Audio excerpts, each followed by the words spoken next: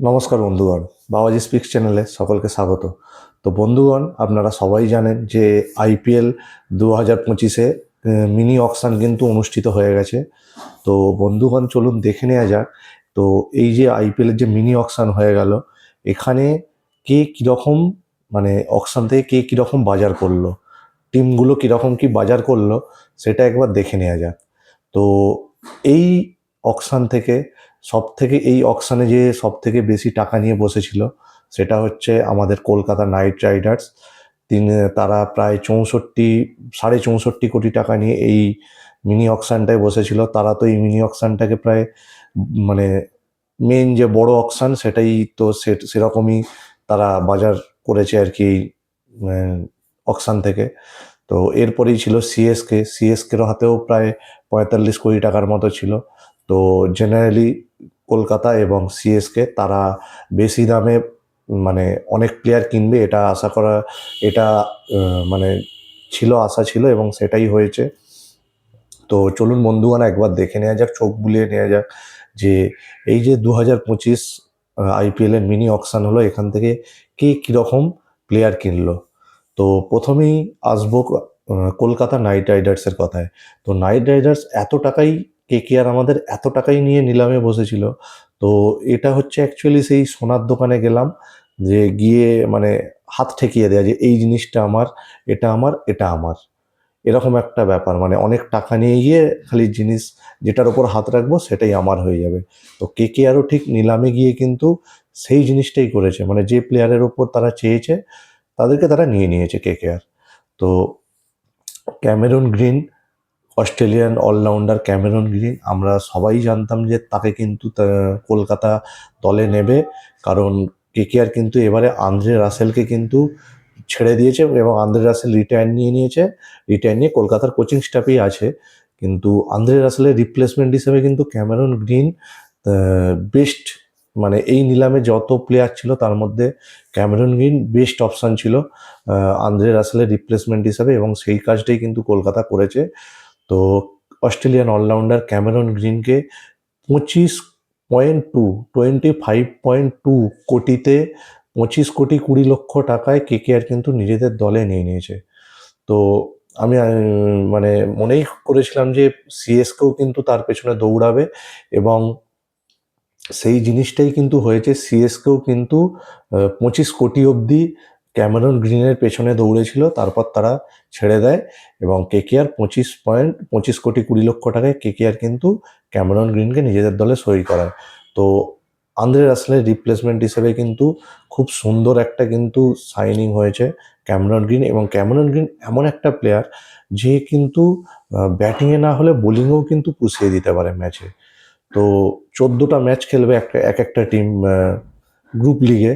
তো Cameron green কিন্তু এমন একটা প্লেয়ার, তিনি কিন্তু নিজে হাতে 5-6টা ম্যাচ কিন্তু একা জিতিয়ে দেওয়ার ক্ষমতা রাখে, সেরকমই একটা প্লেয়ার। তো দারুণ signing Cameron Green, Kolkata sign করিয়েছে। আর এরপর জাজকে কিন্তু মানে আশা করেছিলাম যে এই বোলারটাকে কেকেআর হয়তো নিলাম থেকে কিনবে, এবং সেইটাই করেছে। সেটা হচ্ছে শ্রীলঙ্কার ফাস্ট বোলার পাতি রানা কিন্তু ডেথ ওভার বোলার হিসাবে কিন্তু স্পেশালিস্ট, টি20-তে ডেথ ওভার স্পেশালিস্ট পাতি রানা। তো কলকাতার কিন্তু এখানে একটা কিন্তু প্লেয়ার লাগতো, এই ডেথ ওভার স্পেশালিস্ট, কারণ তাদের হাতে তারা কিন্তু মিচেল স্টার্ককে ছেড়ে দিয়েছে। তো তাদের কিন্তু বিদেশি ফাস্ট বোলার কিন্তু ছিল না টিমে। তো বিদেশি ফাস্ট বোলার হিসাবে কিন্তু পাতিরানা দারুণ একটা সাইনিং করিয়েছে, এবং তাকে 18 কোটি টাকা দিয়ে পাতিরানাকে কিন্তু কলকাতা নিজেদের দলে সাইন করিয়েছে। তো এটাও একটা খুব ভালো সাইনিং। কিন্তু যেটা প্রশ্ন, পাতিরানার কিন্তু এখন যে ফর্ম এবং তার হচ্ছে চোট, তিনি কিন্তু খুবই চোটপ্রবণ এবং তার কিন্তু ফর্মও কিন্তু আগের আইপিএলে আমরা দেখেছি সেরকম কিন্তু ভালো যায়নি। তো যাই হোক, কলকাতা কিন্তু বিশ্বাস এবং ভরসা রেখেছে পাতিরানার ওপর যে ঠিক আছে, না আমরা দেখে নেব। তো 18 কোটি টাকা দিয়ে পাতিরানাকে কিন্তু নিজেদের দলে সই করিয়েছে। তো পাতিরানা তো চোটপ্রবণ এবং তার ফর্মও কিন্তু ঠিকঠাক নেই, সেই জন্য কিন্তু ব্যাকআপ হিসেবে তিনি যদি ফিট না হন বা খেলতে না পারেন, যাই হোক না কেন, তার ব্যাকআপ হিসেবে কিন্তু কলকাতা বাংলাদেশের মুস্তাফিজুর রহমানকে 9.2 কোটি, 9,20,00,000 টাকা দিয়ে কিন্তু মুস্তাফিজুর রহমানকে কিন্তু নিজেদের দলে অ্যাড করেছে। তো এটাও একটা কিন্তু খুব ভালো সাইনিং। মুস্তাফিজুর রহমান আমরা সবাই জানি তিনি কিন্তু ডেথ ওভারে খুব ভালো স্লোয়ার এবং ইয়র্কার বিভিন্ন রকম ভেরিয়েশন করতে পারেন। তো নিঃসন্দেহে পাতিরানা এবং মুস্তাফিজুর খুব সুন্দর কিন্তু টি-20 ডেথ ওভার স্পেশালিস্ট হিসাবে কলকাতা কিন্তু নিয়েছে, খুব ভালো সাইনিং। তো কলকাতা কিন্তু মানে তার হাতে যেহেতু অনেক টাকা ছিল, তো তাকে যারা যারা চেয়েছে তাদেরকে পেয়েছে, এবং ওপেনিং দরকার ছিল এবং উইকেট কিপারও ছিল না কলকাতার হাতে, বিদেশি উইকেট কিপিং স্লট, সেটাও কিন্তু কলকাতা পূরণ করেছে খুব ভালোভাবেই। কলকাতা কিন্তু উইকেট কিপার হিসেবে তুলেছে কিন্তু নিউজিল্যান্ডের ওপেনার ফিন অ্যালেনকে মাত্র বেস্ট প্রাইসে 2 কোটি টাকায়, এবং টিম সেইফার্টকেও কিন্তু বেস্ট প্রাইসে 1.5 কোটি টাকায় কিন্তু কলকাতা তুলেছে। আর নিউজিল্যান্ডেরই আরেকটা কিন্তু অলরাউন্ডার রাচিন রবীন্দ্র, তাকেও কিন্তু 2 কোটি টাকায় মাত্র কিন্তু পেয়ে গেছে বেস্ট প্রাইসে। তো তিনিও একটা ভালো অপশান কিন্তু কলকাতার ওপেনার হিসাবে। তো কলকাতা কিন্তু খুব ভালো মানে সাইনিং করিয়েছে। তো অনেক দিন পর দেখলাম যে KKR নিলামের টেবিলে বসে এত সুন্দর বাজার করেছে। তো বাজার করবে নাই বা কেন, কারণ কলকাতার হাতে অনেক টাকা নিয়ে যেহেতু বসেছিল, তো নিঃসন্দেহে খুব ভালো অকশন করেছে, এবং আনক্যাপ প্লেয়ার হিসেবেও কিন্তু আহ, একটা ভালো প্লেয়ার তুলেছে, সেটা হচ্ছে তেজস্বীকে কিন্তু মানে মিডিল অর্ডারে কিন্তু পাওয়ার হিটার, দারুণ একটা কিন্তু প্লেয়ার, তিনি কিন্তু ভালো একটা অ্যাডিশন করেছে। আর এদিকে তো নিয়েইছে দুটো ওপেনার, রাচিন রবীন্দ্রা, তারপর ক্যামেরন গ্রিন, পাতিরানা আর মুস্তাফিজুর তো আছেই। তো ভালো, নিঃসন্দেহে একটা ভালো অকশন কিন্তু কলকাতার জন্য গেছে। আর সিএসকের কথাই বলবো, তো সিএসকে কিন্তু পুরো ধারণাটাই কিন্তু বদলে দিচ্ছে।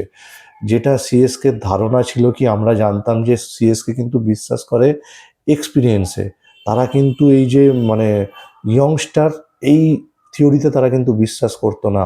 তারা কিন্তু তাদেরকে আমরা বলতাম বুড়োদের টিম সিএসকে, যে তারা কিন্তু এক্সপিরিয়েন্স প্লেয়ারই শুধুমাত্র সাইন করাতো, আমরা বিগত কয়েক বছর ধরে দেখে এসেছি। তো আগের বছর থেকে সিএসকে কিন্তু এই ধারণাটাকেই পুরো কিন্তু চেঞ্জ করে দিয়েছে তাদের, যে মানে বুড়ো থেকে যে ইয়ংস্টারে কনভার্ট, যে পুরো টিমটাকেই কিন্তু চেঞ্জ করে দিয়েছে তাদের থিওরি, যে বুড়োদের টিম থেকে পুরো ইয়ংস্টার টিম কিন্তু বানাচ্ছে।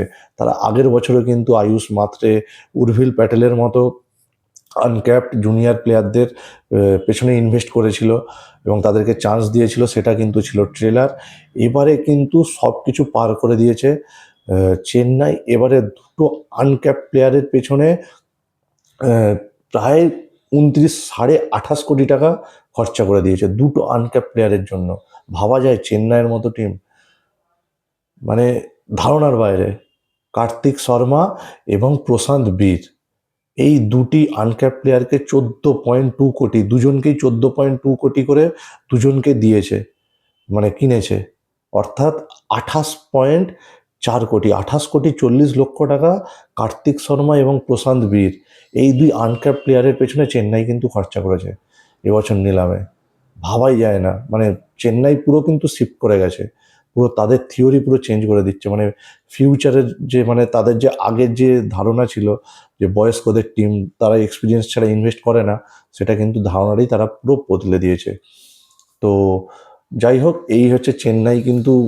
আর চেন্নাই কিনেছে রাহুল চাহারকেও কিনেছে 5.2 কোটি, রাহুল চাহারকেও দিয়েছে। তো আমি একটু হতাশই হয়েছি চেন্নাইয়ের এই অকশানে, যে তাদের ফিনিশার হিসেবে তারা কিন্তু সেরকম মানে এক্সপিরিয়েন্স যে ফিনিশার হিসেবে ছিল, যেমন ডেভিড মিলার, লিভিংস্টোন, এই টাইপের প্লেয়ার ছিল, তো তাদের পেছনে না গিয়ে তারা এই আনক্যাপড ইন্ডিয়ান প্লেয়ারদের ওপর ভরসা রেখেছে। এটা সত্যি অবাক করেছে। এবারে চেন্নাইয়ের মতো ম্যানেজমেন্টের থেকে আশা করিনি এরকম ব্যাপারটা। আর এবারের অকশানে যদি সব থেকে ভালো যদি কেউ মানে মানে অকশান থেকে যে প্লেয়ার তুলেছে, সেটা আমার মনে হয় দিল্লি। মানে কম টাকা নিয়েও খুব স্মার্ট, আর কি বলবো, স্মার্ট বাই করেছে কিন্তু দিল্লি এবছর। তো দিল্লি কিন্তু এবারে তুলে নিয়েছে। তো দিল্লি যেটা স্মার্ট বাই করেছে কিন্তু দিল্লি, আমার মনে হয় সেই অকশন থেকে। তো দিল্লি যেখানে তাদের দরকার ছিল ওপেনার, তারা কিন্তু প্রথম নিশাঙ্কা মাত্র 4 কোটি টাকায় তুলেছে এবং বেস্ট প্রাইসে কিছু অসাধারণ প্লেয়ার তুলেছে, যেমন বেন ডাকেট। বেন ডাকেট তাদের ওপেনার একটা হয়ে গেছে বেস্ট প্রাইসে মাত্র।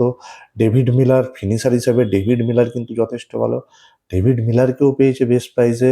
এদিকে কাইল জেমিসনের মতো ফাস্ট বোলার, কাইল জেমিসন, লুঙ্গি এনগিডি, তো বেন ডাকেট, মানে ভালো ভালো প্লেয়ার তারা কিন্তু দিল্লি কিন্তু তুলেছে এবং বেস্ট প্রাইসে মাত্র, যেগুলো কিন্তু স্টিল ডিল বলে, যে মানে স্টিল ডিল করেছে এবারে কিন্তু দিল্লি। মানে এত কম দামে ভালো ভালো প্লেয়ার তুলেছে ভাবা যায় না, হেভি সুন্দর স্মার্ট বাই করেছে দিল্লি। তো দিল্লির টিম এমনিই ভালো ছিল, তো তারা কিন্তু এই নিলামে কিন্তু তাদের টিমটাকে আর একটু আপগ্রেড করে নিয়েছে। আর রাজস্থানের কথায় আসি, রাজস্থান কিন্তু নিলামের আগেই তারা কিন্তু টিম মোটামুটি গুছিয়ে ফেলেছিল, কারণ একটা প্লেয়ারকে ছেড়ে তারা তারা কিন্তু 3টে প্লেয়ার পেয়েছিল, তো সেখানেই তারা কিন্তু নিলামের আগেই তারা কিন্তু জিতে গেছিল রাজস্থান। তো তারা সঞ্জু স্যামসনকে চেন্নাইতে দিয়ে চেন্নাই থেকে কিন্তু 3খানা প্লেয়ার তুলেছিল। কে মানে চেন্নাইয়ের legend Rabindra Jadeja, Sam Curran এবং ড্যানিয়েল ফেরেরা। তো একটা প্লেয়ারকে ছেড়ে তারা কিন্তু 3টে প্লেয়ার পেয়েছিল নিলামের আগেই।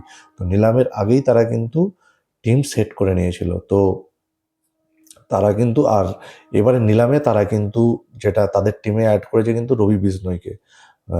এবং রবি বিষ্ণয়টা আমার মনে হয় অনেক কিন্তু কম দামেই তারা পেয়েছে, মাত্র 7 কোটি টাকায় তারা কিন্তু অ্যাড করিয়েছে রবি বিষ্ণয়কে।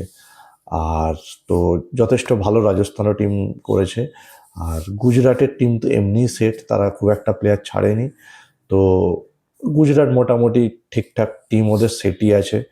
তো এখান থেকে কিনেছে জেসন হোল্ডারকে, এই নিলাম থেকে কিনেছে 7 কোটি টাকা দিয়ে। তো জানি না জেসন হোল্ডার আদৌ প্রথম একাদশের গুজরাটের সুযোগ পাবে কিনা।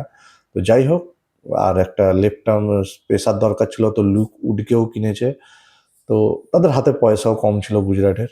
যাই হোক, মানে ঠিকঠাক টিম অলরেডি কিন্তু গুজরাটের সেট হয়ে আছে। তো এই নিলাম থেকে তারা খুব একটা বেশি ভরসা কিন্তু করেনি। আর মুম্বাইয়ের কথা বলবো, মুম্বাই তো মানে নিলামটা শুধুমাত্র দেখতেই এসেছিল। তো তারা এসেছে, দেখে চলে গেছে এবং তার মধ্যেই তারা কিন্তু একটা কিন্তু স্টিল ডিল করেছে, যেটা কিন্তু ভাবাই যায় না। বেস্ট প্রাইসে কুইন্টন ডিকককে মাত্র 1 কোটি টাকায় তারা কিন্তু তুলে নিয়ে চলে গেছে। তাদের হাতে ছিল 2.5 কোটি না সামথিং, এরকম নিয়ে তারা নিলামে বসেছিল। তার মধ্যে কুইন্টন ডিকককে 1 কোটি টাকায় মেরে দিয়ে কিন্তু চলে গেছে। আর ক্যামেরন গ্রিনকে তারা কিন্তু সম্মান জানানোর জন্য, তো মাত্র 2.5 কোটি টাকা হাতে ছিল, তারপরেও ক্যামেরন গ্রিনকে কিন্তু বেস্ট প্রাইসের বিট কিন্তু শুরু করে মুম্বাই। তো মুম্বাই তাকে সম্মান জানানোর জন্যই বিটটা শুরু করে ক্যামেরন গ্রিনের। পরে 25 কোটি 20 লক্ষ টাকায় কলকাতা তাকে সাইন করায় নিজেদের দলে।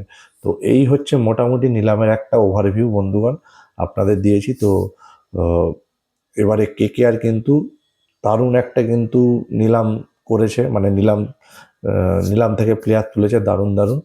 তো আমার মনে হয় কলকাতা কিন্তু যথেষ্ট ভালো টিম করেছে। তো এরপর আস্তে আস্তে টিমগুলো কীরকম কী হয়েছে সেটা নিয়েও অ্যানালিসিস করব, ভিডিও নিয়ে আসবো। তো বন্ধুগণ, আপনারাও সাথে থাকবেন এবং ভিডিওটা ভালো লাগলে চ্যানেলটা অবশ্যই সাবস্ক্রাইব করে দেবেন। ধন্যবাদ, ভালো থাকবেন সবাই।